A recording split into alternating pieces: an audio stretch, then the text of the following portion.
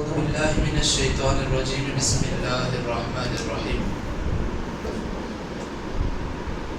يا أيها الذين آمنوا اتقوا الله حق تقاته ولا تموتن إلا وأنتم مسلمون يا أيها الذين آمنوا اتقوا الله وقولوا قولا سديدا يصلح لكم أعمالكم ويغفر لكم ذنوبكم ومن يطع الله ورسوله فقد فاز فوزا عظيما وما كان لنبي أن يغل ومن يغل يأتي بما غل يوم القيامة ثم توفى كل نفس ما كسبت وهم لا يظلمون. معزز سامعین، نوجوانان اسلام، عزیز طلبہ اور معزز سامعات، اللہ کا شکر، اس کا احسان ہے جس نے ہمیں اس ماہ مقدس میں کچھ باتیں سیکھنے، سننے، سمجھنے کی توفیق بخشی. ورنہ تو لوگ اس رمضان میں عبادات تو کرتے ہیں لیکن معلومات سے دور، قرآنی تفاسیر سے دور رہ جاتے ہیں. رب العالمین سے دعا کریں کہ رب العالمین ہمارے لیے خیر کے دروازوں کو کھول دیں، آمین. جیسا کہ کل غزوہ بدر کے حالات اور ایمان والوں کی ذمہ داریوں کے تعلق سے بہت ساری باتیں آئیں. اس کے بعد رب العالمین نے ایک بڑی پیاری اور بہت اہم بات یہ بتائی کہ نبی کے جو وعدے ہوتے ہیں وہ ہمیشہ برحق ہوتے ہیں. اس میں شک کرنا ایک مومن کے لیے بالکل گنجائش نہیں. کسی بھی تعلیم میں، کسی بھی سبق میں، کسی بھی حالات میں گرچہ کے بعد باتیں ہمارے سمجھ سے باہر ہوتی ہیں لیکن کبھی بھی نبی کی بات پر شک کرنا ہے مومن کا طریقہ نہیں ہوتا. اس کے بعد رب العالمین نے کہا بے شک بعض لوگ ایسے ہوتے ہیں جو رب کی رضا کے لیے بہت سارے کام کرتے ہیں. وہ بندے ہرگز برابر نہیں ہو سکتے جو رب کی رضا کو چھوڑ کر کے زندگی گزارتے ہیں. جس کی زندگی سے رب کو راضی کرنے کا مقصد ختم ہو گیا، اللہ نے کہا اس بندے کا ٹھکانہ جہنم ہے اور بہت برا ٹھکانہ ہے. یہ باتیں جیسے ہی ذکر ہوتی ہیں رب العالمین نے جنت کی نعمتیں ذکر کی اور کہا ہم نے ایمان والوں پر بڑا احسان کیا، رسول بھیج کر کہ وہ آیتیں انہیں کھول کھول کر کے بتلاتا ہے. میرے بھائی دعا یہ کرو زندگی میں کہ آج ہدایت کے نام پر بہت سارے لوگ گمراہیاں پھیلا رہے ہیں. اللہ سے دعا یہ کرو کہ رب العالمین ہمیں صحیح معنوں میں تیرے راستے میں لگا دے، صحیح علم، صحیح عقیدہ سیکھنے کی ہمیں توفیق نصیب فرما دے. اللہ نے کہا مومنین پر جو احسان ہوا ہے وہ یہ کہ ہم نے ان پر رسول بھیجے. وہ رسول انہیں پڑھ کر کے سناتا ہے، وہ رسول ان کے نفس کا تزکیہ کرتا ہے، وہ رسول انہیں کتابوں کی تعلیم دیتا ہے، وہ رسول انہیں حکمت کی باتیں بتلاتا ہے اور جو ان سے پہلے گمراہیاں کرتے تھے انہیں رد کرتا ہے. اور اللہ نے کہا تمہاری زندگیوں میں بعض مصیبتیں آتی ہیں، تمہیں چاہیے کہ اس پر صبر کرے. یہ واقعے ذکر ہوتے ہیں. اللہ تعالیٰ نے دو فریقین کا ذکر کیا ہے. مفسرین کہتے ہیں یہ دو فریقین سے مراد غزوہ احد ہے. غزوہ احد کیا ہے؟ بدر کی جنگ کے تعلق سے ہم نے سنا تھا. آج مختصر سے درس میں غزوہ احد کا خلاصہ ہم جانیں گے. یہ وہ غزوہ ہے، تاریخ شاہد ہے، مسلمانوں کے لیے، نبی کے لیے، ایمان والوں کے لیے عبرت آموز غزوہ ہے. میرے بھائی عبرت آموز غزوہ ہے. اللہ رب العالمین نے بدر کا ذکر کیا. بدر سے جیسے ہی فارغ ہوئے، ہم نے کل کے درس میں بھی سنا، مشرکین شکست کھائے، بہت سارے رؤساء، رئیس، سردار مشرکین کے قتل کیے گئے. یاد رکھو یہ مشرک قوم، قریش قوم، مکے کے قوم، عرب قوم بڑے جذباتیت کے حامل تھے. وہ کبھی بھی کسی کو معاف نہیں کرتے تھے بدلہ لیے بغیر. ان کے دل میں، ان کے سینوں میں بدلے کی آگ بھڑک رہی تھی اور وہ تیاری شروع کر دیے کہ یہ جنگ میں تو ہم ہار گئے، اگلا جنگ ہم چھیڑیں گے مسلمانوں کے ساتھ اور جیت کر کے رہیں گے. اللہ اکبر. میرے بھائی دیکھو غزوہ احد کی جو تیاریاں ہوئی، مشرکین نے فوج کو ترتیب دیا، 3000 کی تعداد تھی. اور یہاں مسلمان نوجوانوں کو گنتی کریں گے مدینے میں، سیدھا سیدھی بات ہے 1000 نوجوان جنگ کے قابل بنے. اور یہاں مشرکین فوج کو ترتیب دیے 3000 کی تعداد میں. اور یہ 1000 میں بھی بہت سارے منافقت والے، بہت سارے مشرکین سے تال میل رکھنے والے، اور عبداللہ بن ابی جیسی شخصیت اس میں رہا کرتی تھی مدنی زندگی میں. ہوا چلو اللہ کی مرضی تھی. مشرکین کی تیاریاں دیکھو، 3000 فوج، 3000 سپہ سالار کی فوج ترتیب دیے، 3000 اونٹوں کا انتظام کیا، 200 گھوڑے ارینج کیے، 700 زرہیں تیار کیے. یہ ساری ترتیب دینے کا مقصد کیا تھا؟ صرف مسلمانوں کو ختم کرنا، صرف مسلمانوں کو ختم کرنا، اہل ایمان کو ختم کرنا. جو یہ معبودان باطلہ ہے اس کی مخالفت کرنے والی قوم کو ختم کرنا. اللہ اکبر. سپہ سالار کون تھا معلوم؟ ابو سفیان. بجائے یہ کہ فتح مکہ کے بعد اللہ نے انہیں ہدایت دے دی الحمدللہ، یہ احد کے موقع پر سپہ سالار جو مقرر ہوئے وہ ابو سفیان. اللہ اکبر. مدینے کی حملہ آوری کے لیے پوری تیاری کے ساتھ مشرکین مکے سے نکلے. ارادہ یہ تھا کہ مدینے میں داخل ہو جائیں گے. اللہ کے نبی صلی اللہ علیہ وسلم مدینے میں رہتے ہوئے یہ ساری مشرکین کی قد و کاوش پر نظر رکھے تھے، ساری کاوشوں پر نظر رکھے تھے. اللہ کے نبی صلی اللہ علیہ وسلم نے صحابہ اکرام کو اکٹھا کیا، کہا کہ اس بار کی جو جنگ ہے ہمارے گھروں کے خواتین اپنے گھروں میں رہیں گے اور مسلمان نوجوان مدینے کی سڑکوں پر لڑائی کریں گے، مشرکین کو گھروں تک پہنچنے سے روکیں گے. اللہ اکبر. یہ کوشش بھی ہو گئی، منصوبہ بھی بن گیا. پھر اللہ کے نبی صلی اللہ علیہ وسلم جتنے اصحاب تھے ان کو پھر ترتیب دی کہ 3 دستوں میں بانٹا، 3 دستوں میں بانٹا. ایک کے امیر بنا دیے مصعب بن عمیر رضی اللہ عنہ، جو مہاجرین ساروں کو جمع کر کے مصعب بن عمیر کو جو ہے سردار بنا دیے. قبیلہ اوس بھی رہتا تھا مدینے میں، اسید بن حضیر رضی اللہ عنہ کو سردار بنا دیے. اور پھر ایک اور قبیلہ تھا خزرج، حباب بن منذر رضی اللہ عنہ کو سردار بنا دیے. دیکھو بھائی یہ 3 طریقے سے رب العالمین نے 3 دستے بنا دیے. کہا کہ چلو مدینے سے باہر نکلتے ہیں، مدینے سے باہر نکلتے ہیں. جہاں مشرکین سے آمنا سامنا ہوگا وہاں پہ ہماری لڑائی طے ہے. ہماری خواتین گھروں میں محفوظ رہیں گی، عمر رسیدہ احباب گھروں میں محفوظ رہیں گے. مدینے سے نکل کر کے مقام شیخین بول کر وہاں پہنچے. وہاں پہنچتے عصر کی نماز، مغرب کی نماز، عشاء کی نماز وہیں پر ادا کرتے. اور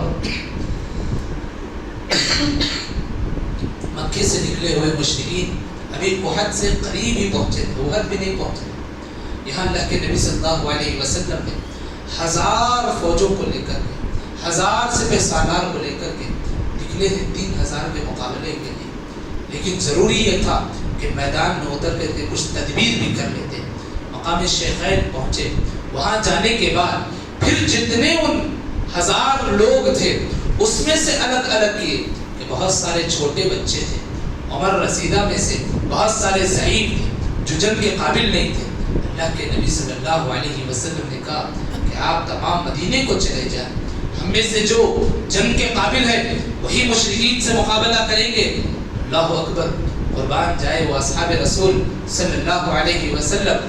سمرہ بن جندب رضی اللہ عنہ بھی انہی چھوٹے بچوں میں سے تھے جو اللہ کے نبی صلی اللہ علیہ وسلم نے کہا کہ تم ابھی چھوٹے ہو، تم مدینے کی طرف چلے جاؤ. وہ جذبہ دیکھیے. سمرہ بن جندب رضی اللہ عنہ اللہ کے نبی سے درخواست کرنے لگے، یا رسول اللہ صلی اللہ علیہ وسلم، رافع بن خدیج رضی اللہ عنہ مجھ سے عمر میں چھوٹے ہیں، آپ دستے میں انہیں شامل کر لیے، مجھے بھی شامل کر لیجئے. اللہ کے نبی نے کہا کہ رافع بہت اچھا تیر اندازی کرتے ہیں، عمر کم تھی صحابی رسول کی، تیر اندازی بہت اچھے سے کرتے تھے. یہ سنتے ہی سمرہ بن جندب رضی اللہ عنہ نے کہا، یا رسول اللہ ایک اجازت دیجئے، میرے اور رافع کے درمیان ایک چھوٹی سی جو ہے لڑائی چھیڑ دیجئے. میں ضرور وعدہ کرتا ہوں اس کو بچا کر کے رکھوں گا۔ اللہ کے نبی صلی اللہ علیہ وسلم نے اجازت دے دی، عشاء کا وقت تھا، دونوں چھوٹے چھوٹے بچے تھے، لڑائی ہوئی، سمراجن بن جندب رضی اللہ عنہ نے رافع بن خدیج کو بچھاڑ دیا۔ اللہ کے نبی نے اجازت دے دی، چلو سمرا تم بھی ہمارے ساتھ چلو۔ فوج تیار ہو گئی، شیخین مقام شیخین سے نکل کر کے احد سے پہلے ایک اور مقام ہے، مقام شوط، وہاں پہنچے تو فجر کا وقت ہوا، فجر کی نماز ادا کی، فجر کی نماز ادا کر کے آگے بڑھنا تھا، میدان احد ہے، وہاں دیکھیے عبداللہ بن ابی جو رئیس المنافقین جس کا لقب ہے، منافقین کا سرغنہ جسے لکھتے ہیں مفسرین محدثین سارے علماء، وہ بھی اسی فوج کے دستے میں اپنے 300 لوگوں کو لے کر کے اللہ کے نبی کے ساتھ تھا۔ اس نے کہا کہ وہ مشرکین کی تعداد ہم سے کئی گنا زیادہ ہے، ہم ان سے لڑیں گے تو یقین مانوں میں پست ہو جائیں گے، میں نہیں چاہتا کہ میرے ساتھ جتنے نوجوان ہیں وہ خواہ مخواہ موت کے دہانے پہنچ جائیں۔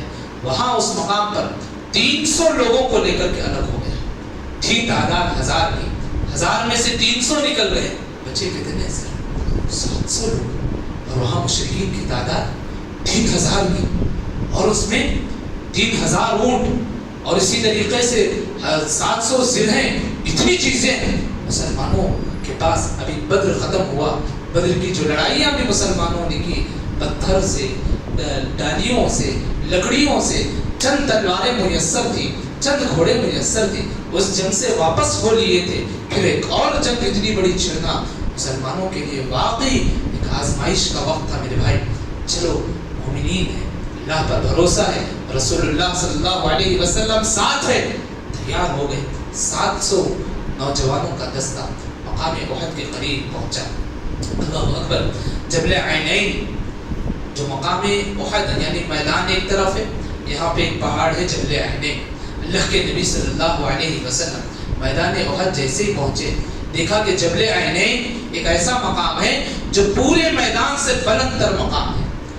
اللہ کے نبی صلی اللہ علیہ وسلم نے عبداللہ بن جبیر رضی اللہ عنہ سے کہا کہ تم 50 تیر اندازوں کو لے کر کے چلے جاؤ، لے کر کے جاؤ جو واقعی میں تیر اندازی بہت اچھے طریقے سے کرتے ہیں۔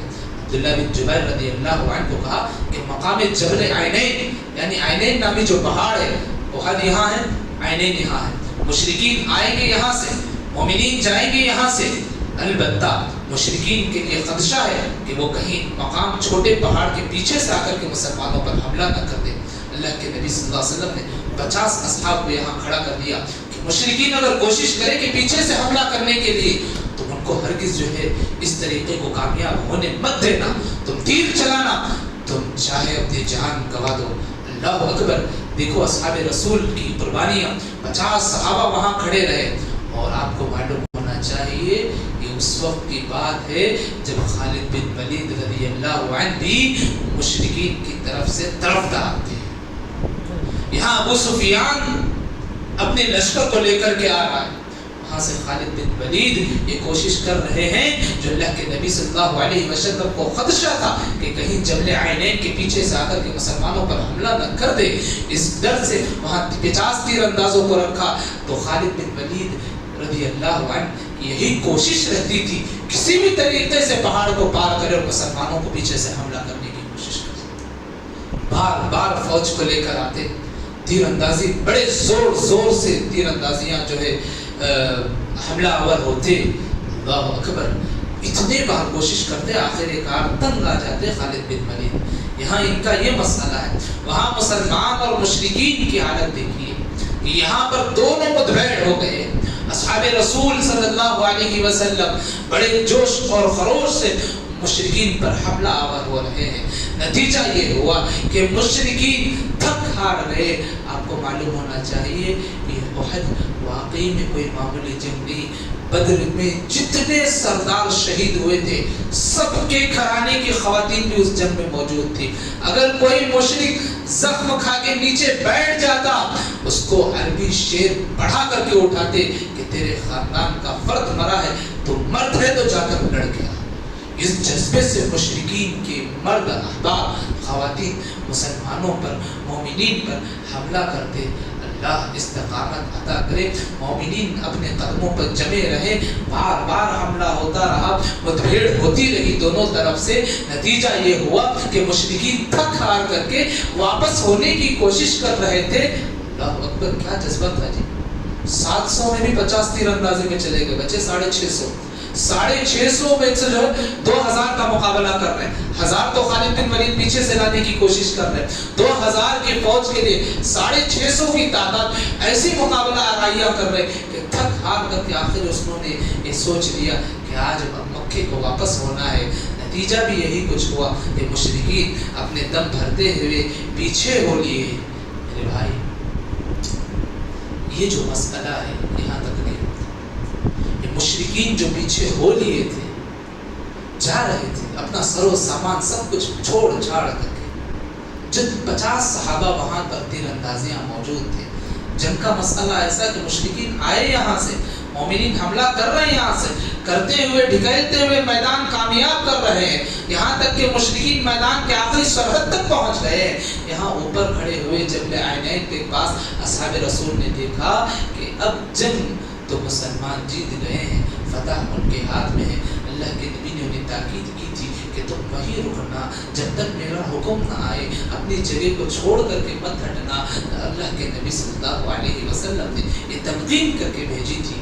اللہ اکبر، دیکھیے ایک چھوٹی سی لغزش کرتے ہیں، کبھی غلطی بھی نہیں بولنا صحابہ کی زندگی سے، لغزش کہ انہوں نے محسوس کیا کہ اب تو چلو مشرکین واپس چلے گئے، اب فتح مسلمانوں کے ہاتھ میں ہے، مسلمانوں کو دیکھ رہے ہیں کہ کوئی جو ہے مال غنیمت کی تلاش میں ہے، کوئی اپنے مقتولین کو دیکھ رہا، ہوا یوں کہ 50 میں سے 40 جو ہے جبل عینین چھوڑ کر کے میدان احد آ گئے۔ خالد بن ولید رضی اللہ عنہ جو مشرکین کے اس وقت پاسدار تھے، انہوں نے یہ منظر دیکھا کہ 40 اتر کر کے آ گئے، بچے 10، یہ فوج کے ساتھ لے کر آ کر کے 10 کو شہید کر دیا۔ اللہ اکبر، اور پھر بولیے پہاڑ جبل عینین کے پیچھے سے آئے، وہی خدشہ تھا جو اللہ کے نبی صلی اللہ علیہ وسلم کو تھا۔ دیکھو قدر اللہ، اللہ کی مرضی، اللہ کی مشیت اپنی جگہ پر تھے، اللہ کے نبی نے جو خدشہ ظاہر کیا وہی کچھ ہوا۔ خالد بن ولید رضی اللہ عنہ اس وقت مشرکین کے 1000 کی تعداد میں لے کر کے آئے، آ کر کے یہاں نعرہ لگائے کہ یا عزا کی قوم پلٹ آؤ۔ لات عزا یہ مشرکین کے دیوتاؤں کے نام تھے۔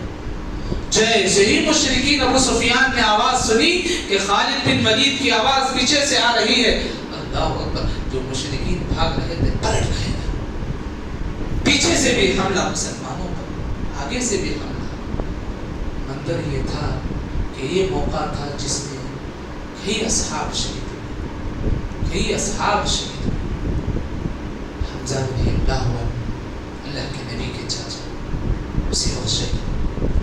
اور اس وقت سب سے بڑا المناک مرحلہ یہ کہ اللہ کے نبی صلی اللہ علیہ وسلم کے ساتھ جو جتنے صحابہ تھے، صرف 7 صحابہ اللہ کے نبی کے ساتھ، بقیہ سب اپنی صفوں میں جنگوں کی جو ترتیب تھی وہاں اللہ کے نبی کے ساتھ صرف 7 صحابہ تھے، اس میں انصار مہاجرین سب تھے۔ اللہ اکبر، ہوا یوں کہ اللہ کے نبی صلی اللہ علیہ وسلم پر حملہ ہوا۔ اللہ اکبر، اتنے حملے ہوئے، مشرکین نے دیکھ لیا کہ اللہ کے نبی صرف 7 افراد کے ساتھ حملہ شروع کیا۔ یہی وہ جنگ ہے جس میں کہا جاتا ہے اللہ کے نبی کے دندان مبارک شہید ہوئے۔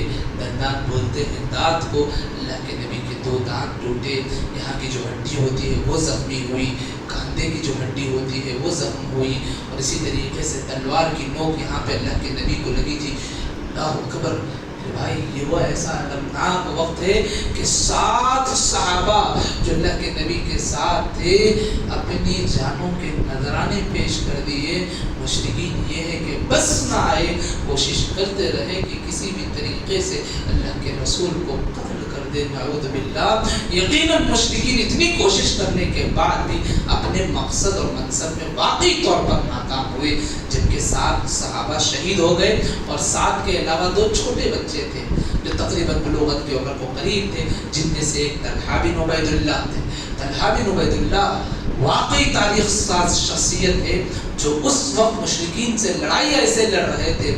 مورخین لکھتے ہیں یہ طلحہ ایک چھوٹے بچے تھے لیکن اس وقت کی ان کی لڑائی 11 لوگوں کے برابر وہ لڑ رہے تھے. اور جیسے ہی وہ ماحول تھما دیکھتے ہیں کہ ان کے جسم پر 35 سے 39 30 پر 5 سے 40 پر 9 تک زخم آئے ہوئے. ہاتھ میں جو ہے زخم ہے, تیر کو روکتے روکتے بس ہو گئے.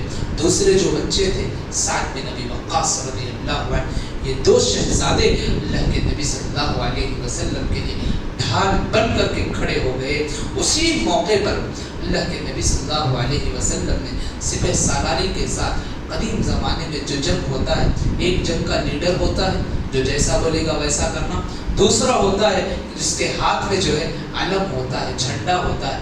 وہ جھنڈا تھا مصعب بن عمیر رضی اللہ عنہ. مشرکین نے دیکھا جیسے ہی عبداللہ نام ہے مشرکین میں سے, وہ آتا ہے مصعب بن عمیر رضی اللہ عنہ اپنے سیدھے ہاتھ میں علم یعنی جھنڈا پکڑے رہتے ہیں. عبداللہ بن قمیہ نام, عبداللہ بن قمیہ یہ مشرکین میں سے آتا ہے. مصعب بن عمیر رضی اللہ عنہ کا سیدھا ہاتھ کاٹ دیتا ہے. ہاتھ جیسے ہی کٹتا ہے جھنڈا گرے بغیر, کیونکہ جھنڈا گر گیا تو سب پستی مت ہو جائے گی. جھنڈا گر گیا تو گویا یہ ہے کہ مسلمان شکست کھا گئے. سیدھا ہاتھ کاٹ دیا. مصعب بن عمیر فوری طور پر اپنے بائیں ہاتھ سے دائیں ہاتھ سے جو ہے جھنڈے کو سنبھالا, اور جیسے ہی یہ منظر اس نے دیکھا یہ ہاتھ بھی کاٹ دیا. ہوا یوں کہ دونوں ہاتھ کٹ گئے. مصعب بن عمیر رضی اللہ عنہ گھٹنوں کے سہارے زمین پر ٹیک لگائے, گردن کے سہارے وہ جھنڈے کو اٹھائے رکھے. آخر کار اس مردود نے عبداللہ بن امیہ نے مصعب بن عمیر رضی اللہ عنہ کو اسی جگہ پر شہید کر دیا اور اعلان کر دیا میں نے محمد کو شہید کر دیا. کیونکہ مصعب بن عمیر رضی اللہ عنہ کا چہرہ اللہ کے نبی صلی اللہ علیہ وسلم سے ملتا جلتا تھا. یہ اعلان جیسے ہی سنتے ہیں پہلے ہی سے مومنین شکست فاش کی طرف جا رہے تھے اور پست ہمت ہو گئے اور ہمتیں پست ہو گئی. اتنا ہی نہیں, بہت سارے تو ہتھیار پھینک دیے, بہت سارے تو مدینے کی طرف چلنے کے لیے تیار ہو گئے, بہت سارے تو جو ڈیرا لگا ہوا تھا وہاں جانے کے لیے تیار ہو گئے. اتنے میں کعب بن مالک رضی اللہ عنہ اللہ کے نبی کو دیکھتے ہیں کہ 2-4 اصحاب کے ساتھ وہ مسلمانوں کے صفوں میں اللہ کے نبی اندر سے سب بنائے ہوئے آ رہے ہیں. کعب بن مالک جیسے دیکھتے ہیں اعلان کرتے ہیں خوش ہو جاؤ مومنین, اللہ کے نبی زندہ ہے الحمدللہ. یہ نعرہ سنتے ہیں پھر مشرکین سے جو ہے مدافعات کے لیے مومنین تیار ہو جاتے ہیں. نتیجتاً یہ ہوتا ہے کہ اللہ کے نبی اور اصحاب رسول پہاڑ کی دہانے پر جا کر کے پناہ گزین ہو جاتے ہیں. مشرکین بھی تھک ہار کر کے ابو سفیان اپنی فوج کو کمانڈری کرتے ہوئے سختہ داری ہو جاتی ہے. جو لوگ میدان میں ہوتے ہیں, جو اسلامی ڈیروں یعنی جو ڈیرا بنا ہوتا ہے وہاں چلے جاتے ہیں, وہی پہاڑ کے دہانے پر چلے جاتے ہیں. ابو سفیان کہتا ہے اے محمد تم زندہ ہو. اللہ کے نبی عمر بن فاروق سب کھڑے رہتے ہیں سنتے ہیں. اللہ کے نبی کہتے ہیں کچھ مت کہو. اے ابو بکر زندہ ہو, عمر زندہ ہو. تینوں کی آواز نہیں آتی. ابو سفیان کہتا ہے چلو ہمارا درد سر ختم ہو گیا. یہ سنتے ہی عمر بن خطاب دہش میں آتے ہیں, کہتے ہیں اے اللہ کے دشمن تو جن جن کا ذکر کیا ہے سب بقید حیات ہیں.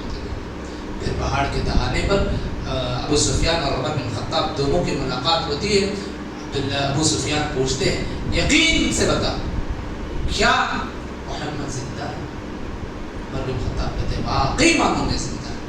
کہتے ہیں عبداللہ بن قمیہ کی بات پر مجھے بالکل اعتبار نہیں, تیری بات پر میں بھروسہ کرتا ہوں. یہ کہہ کر کے ابو سفیان, خالد بن ولید یہ سارے اپنے فوج کو لے کر کے مکے کی طرف روانہ ہو گئے. اللہ کا شکر ہے اللہ نے ان کے دلوں کو پھیر دیا مکے کی طرف جانے کے لیے. تاریخ ساز لکھتے ہیں وہی اگر مدینے پر حملہ آور ہو جاتے تو سوچو مومنین اور اسلامی گھرانوں کے حالات کیا ہوتے. میرے بھائی یہ غزوہ احد ہے جس میں مومنین کا مسلمانوں کا بہت نقصان ہوا.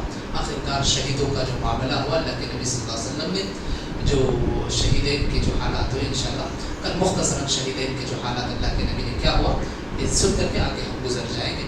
رب العالمین سے دعا ہے کہ رب العالمین ہمیں اسلامی تاریخ کو جان کر کے اپنی زندگیوں میں یہ مایوسی, یہ کفریہ الفاظ, یہ پست ہمتی, یہ یہ ساری چیزوں سے دور ہو کر کے اسلامی تاریخ کو جان کر کے ایمانی جذبے کے ساتھ زندگی گزارنے کی توفیق نصیب فرمائے۔ اللہ ہمارے ایمان کو تازہ رکھے، ایمان کو تازگی بخشے، اللہ ہماری عبادتوں میں برکت نصیب فرمائے۔ آمین یا رب العالمین۔ سبحانک اللہم و بحمدک، اشہد ان لا الہ الا انت، استغفرک و اتوب